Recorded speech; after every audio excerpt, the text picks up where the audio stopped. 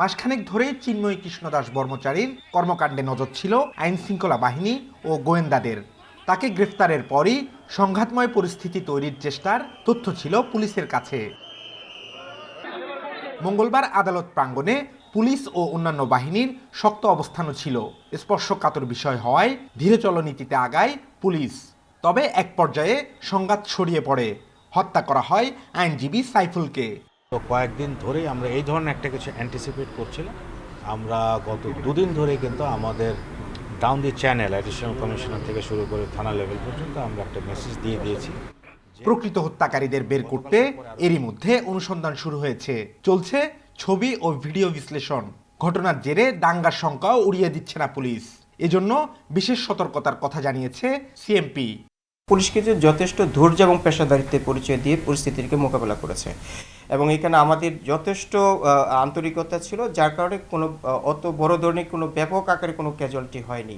দু একটি অনাকাঙ্ক্ষিত ঘটনা ঘটেছে, সেগুলোকে আমরা অ্যাড্রেস করছি।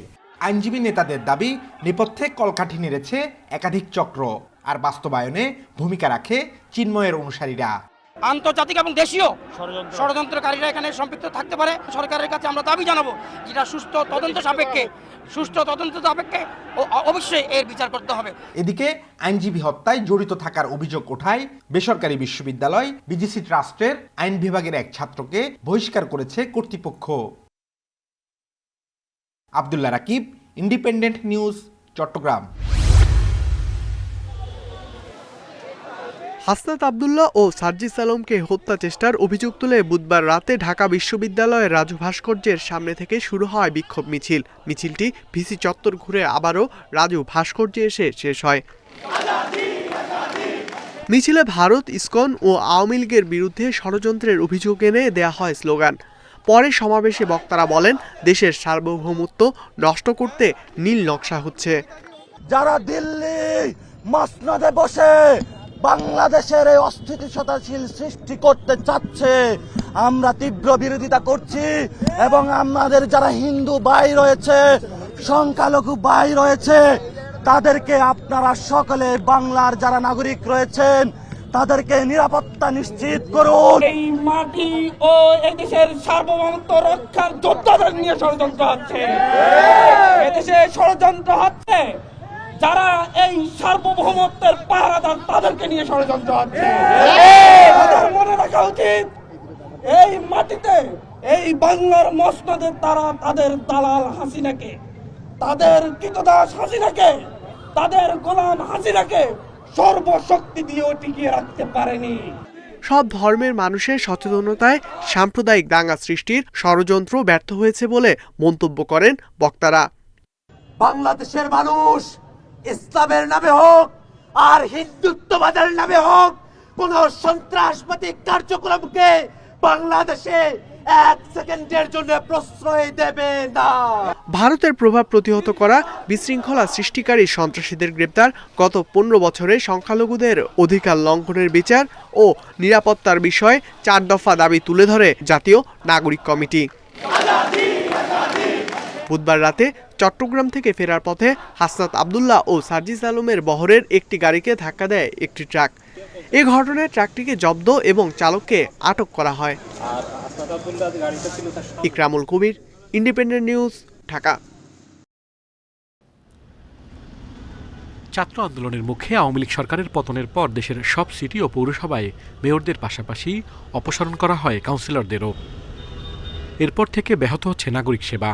জন্ম নিবন্ধন, ওয়ারিশ সার্টিফিকেট, মৃত্যু সনদ পেতে পড়তে হচ্ছে ভোগান্তিতে। কাউন্সিলর নাই, এখানে যাওয়ার পরে আমরা এখন বর্তমানে অফিসে কোনো লোকজন পাই না, বিভিন্ন সমস্যা আমাদের। এখন কোনো লোক মারা গেলে এলাকায় তার যে ইনস্ট্যান্ট মৃত্যু সনদ বা হচ্ছে যাদের ব্যবসায়িক লাইসেন্স দরকার তাদের লাইসেন্স প্রাপ্তিতে যে দীর্ঘসূত্রিতা, জন্ম সনদের দরকার হয়, ওইটা পাচ্ছি না। মানে স্থানীয় কোনো বিচার আচার ওগুলো হইতেছে না। কাউন্সিলররা স্বতন্ত্র প্রতীকে নির্বাচিত হলেও ইউনিয়ন পরিষদে দলীয় প্রতীকে নির্বাচিত চেয়ারম্যানরা এখনও শপথেই বহাল আছেন। পদ ফিরে পেতে তাই হাইকোর্টে রিট করেছেন পৌর কাউন্সিলররা। নির্দলীয় নিরপেক্ষভাবে আমরা নির্বাচন করেছি স্বতন্ত্র প্রার্থী হিসাবে। তারই পরিপ্রেক্ষিতে আমাদেরকে জনগণ ভোট দিয়ে নির্বাচিত করেছে। আমাদের কোনো প্রতীক ছিল না, কেউ ধানের শীষ বলেন, নৌকা বলেন, দাঁড়িপাল্লা বলেন, মশাল বলেন, এগুলো কোনো কিছু আমাদের কিন্তু ছিল না। আমরা সেবা দিতে চাই এবং জনগণের যে সমস্যাগুলো আছে, এই সরকার যেহেতু জনগণের সরকার, এই সরকার যেহেতু এই জনগণের কল্যাণ চায়, সেই হিসাবে জনগণ কাউন্সিলরদেরকে আবার পুনর্বহাল করতে চায়। জাতীয় নির্বাচনের আগে স্থানীয় সরকার নির্বাচন দেওয়া প্রয়োজন, না হলে ভেঙে পড়বে নাগরিক সেবার ব্যবস্থা, বলছেন স্থানীয় সরকারের বিশেষজ্ঞ ও নির্বাচন ব্যবস্থা সংস্কার কমিশনের সদস্য। লোকাল গভর্নমেন্ট আইনটা করে ওই যে ইলেকশনটা যদি যান, তাহলে কিন্তু ন্যাশনাল ইলেকশনের আগে লোকাল ইলেকশন করা সম্ভব। অথবা বর্তমান সময়ের যে যা আছে তার রেখে যদি ইলেকশন করতে যান, 5টা শিডিউল দিয়ে 5টা নির্বাচন করতে হবে। এই 5টা নির্বাচন করে ন্যাশনাল ইলেকশনের আগে এটা সম্ভব কিনা আমার প্রশ্ন আছে। সারা দেশে কাউন্সিলর সংখ্যা 4000। 26 সেপ্টেম্বর একযোগে সব সিটি ও 323টি পৌরসভার কাউন্সিলরদের বরখাস্ত করা হয়। আল আমিন হোসেন, ইন্ডিপেন্ডেন্ট নিউজ, ঢাকা। স্বাস্থ্য খাতে প্রতি 5 বছরের জন্য তৈরি হয় অপারেশনাল প্ল্যান বা কর্মপরিকল্পনা। সে অনুযায়ী বরাদ্দ হয় অর্থ। জুলাইয়ে পাশ হওয়ার কথা 5ম পরিকল্পনা, কিন্তু এখনও অনুমোদন হয়নি। সারা দেশে 14,000 কমিউনিটি ক্লিনিক থেকে 22 ধরনের ওষুধ পান রোগীরা। সেখানেও দেখা দিয়েছে ঘাটতি। 350-র মতো এনসিডি কর্নারেও মিলছে না পর্যাপ্ত ওষুধ। এছাড়া অন্য সরকারি হাসপাতালেও কমেছে ওষুধের মজুদ। গ্রামীণ পর্যায়ে সাধারণ যে মানুষ, গরিব মানুষ যারা কিন্তু এই সার্ভিসগুলো বিনা পয়সায় নেয়, তারা কিন্তু এই সার্ভিসগুলো পাবে না যদি ওপিগুলো সময় মতো না হয় বা বন্ধ হয়ে যায়। কমিউনিটি ক্লিনিকের স্বাস্থ্যকর্মী সহ বেতন পাচ্ছেন না প্রায় 19,000 মানুষ। এরই মধ্যে চাকরি ছেড়ে দিয়েছেন অনেকে।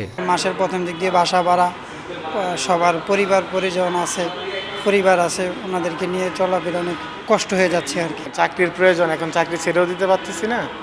তারপরে আপনার কি করার আছে, এখন আমরা ধার দেনা করে চলতেছি। 11টি রোগের জন্য বছরে 1,000 কোটি টাকার টিকা কেনে স্বাস্থ্য বিভাগ। উন্নয়ন সংস্থার সহযোগিতায় কোনো রকমে চলছে এই কর্মসূচি। র্যাবিসের টিকা, অ্যান্টিস্নেক ভেনম, এইডস ও যক্ষ্মা এবং ম্যালেরিয়ার ওষুধসহ গুরুত্বপূর্ণ অনেক কর্মসূচি সংকটের মুখে পড়েছে।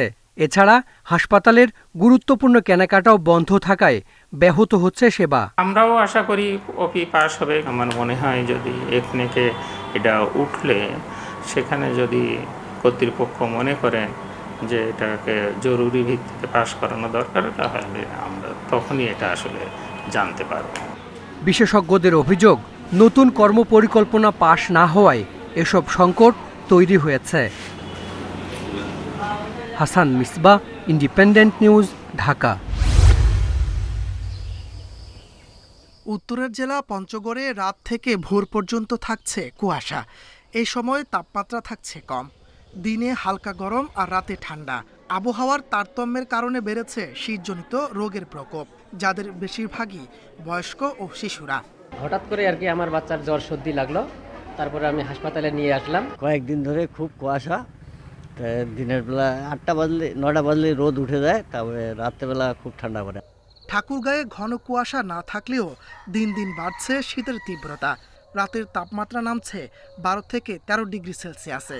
ঠান্ডা বাড়তে থাকায় দুর্ভোগ বাড়ছে নিম্ন আয়ের মানুষের। কুয়াশা কম হতে পারে, কিন্তু ঠান্ডা করছে প্রচুর। খুব ঠান্ডা, দিনের বেলা একটু গরম হলেও রাত্রে খুবই ঠান্ডা। কয়েকদিন ধরে দিনাজপুরের তাপমাত্রা 13 ডিগ্রি থেকে 14 ডিগ্রি সেলসিয়াসের মধ্যে থাকছে। তবে আগামী এক সপ্তাহের মধ্যেই তাপমাত্রা আরও কমতে পারে বলে জানিয়েছে স্থানীয় আবহাওয়া অফিস। আগামী 2-1 দিন তাপমাত্রা কিছুটা এই অঞ্চলে বৃদ্ধি পেতে পারে, সেই সাথে শীতের অনুভূতি কিছুটা লাঘব হতে পারে। এরপর তাপমাত্রা আবারও স্বাভাবিকভাবে এই অঞ্চলে হ্রাস পেতে থাকে। এদিকে শীতের আগমনে বিভিন্ন জেলায় লেপ কাঁথা তৈরিতে ব্যস্ত কারিগররা। ভিড় বেড়েছে ক্রেতাদের। তাপস সরকার, ইন্ডিপেন্ডেন্ট নিউজ।